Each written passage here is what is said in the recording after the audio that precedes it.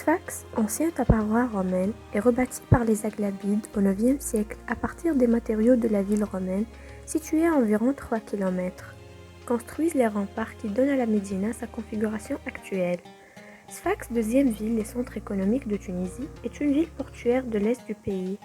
Sfax, la deuxième ville de la Tunisie du point de vue démographique, connaît une croissance démographique rapide. Le noyau central est formé d'une médina cernée de remparts sourds et d'une ville moderne, née sous le protectorat français de Tunisie. La zone des martyrs à Sfax était le cimetière de la ville jusqu'à les années 1970.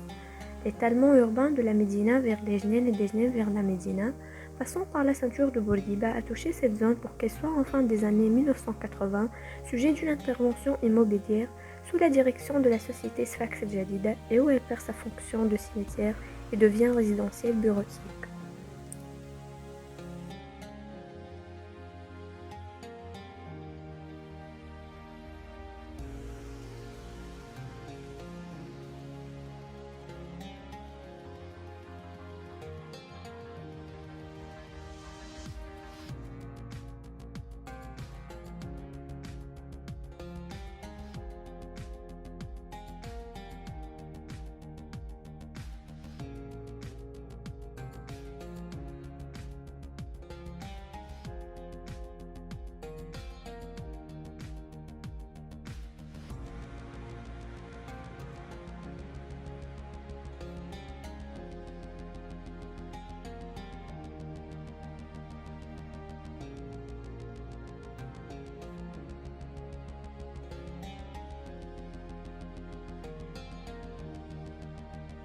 Les malaises de la ville de Sfax sont d'ordre urbain, social et environnemental.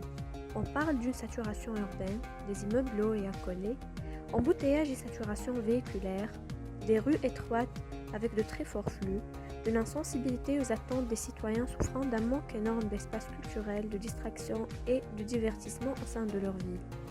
Un taux de CO et CO2 très élevé, une pollution visuelle, acoustique et aérienne, une augmentation flagrante de taux d'atteinte de plusieurs types de maladies, etc.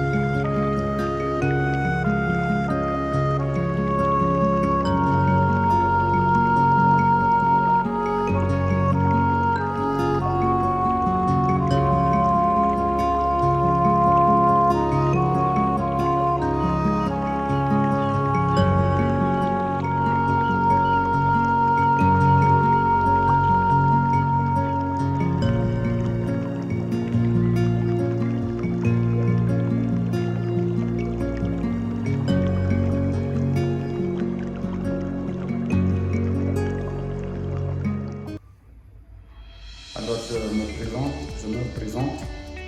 Sohaib Farfer, architecte de l'Institut technologique d'art, d'architecture et d'urbanisme de Tunis, connu par l'ITAUT, installé dans le secteur privé depuis 1995. Je travaille essentiellement dans tout ce qui est bâtiment à caractère habitat collectif et privé, et aussi des établissements publics. Alors, est-ce que vous voyez, monsieur, que ce genre de projet est nécessaire à la ville de Sfax? Il obéit aux exigences de la ville de Sfax. Les projets d'ordre écologique qui exploitent l'énergie de nature, l'énergie renouvelable, sont très intéressants et c'est l'avenir des bâtiments dans les prochaines années.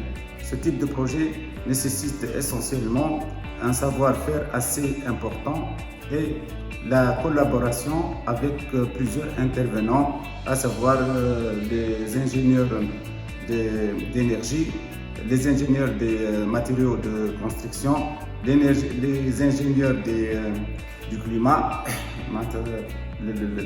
l'étude de tout ce qui est climatique et bioclimatique.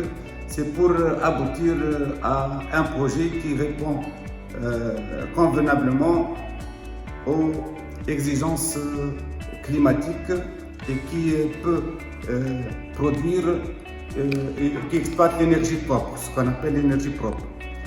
On n'a pas de choix, on doit aller dans ce type de projet qui présente même maintenant des difficultés énormes en ce qui concerne le savoir-faire d'une part et le surcoût,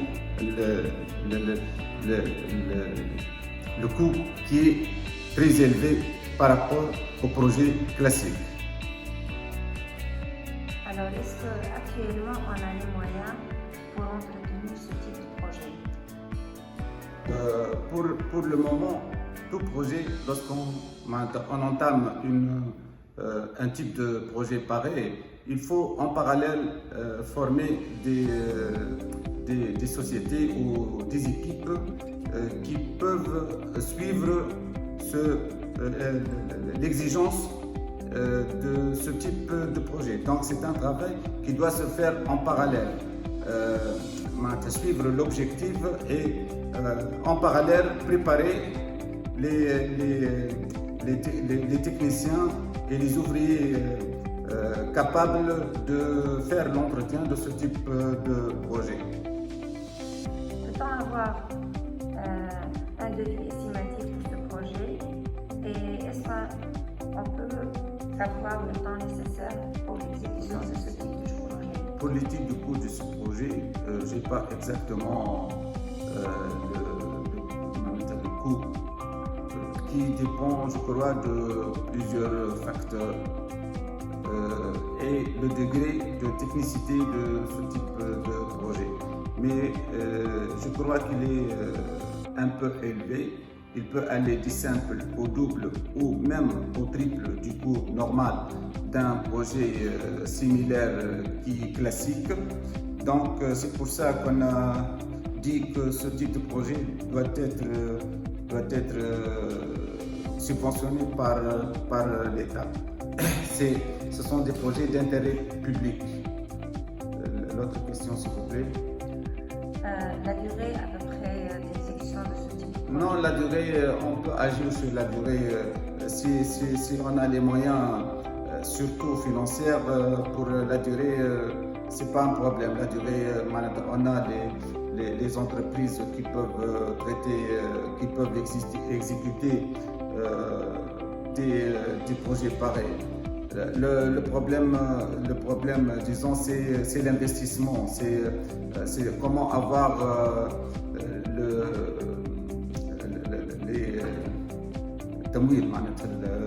les budgets et surtout le côté financier.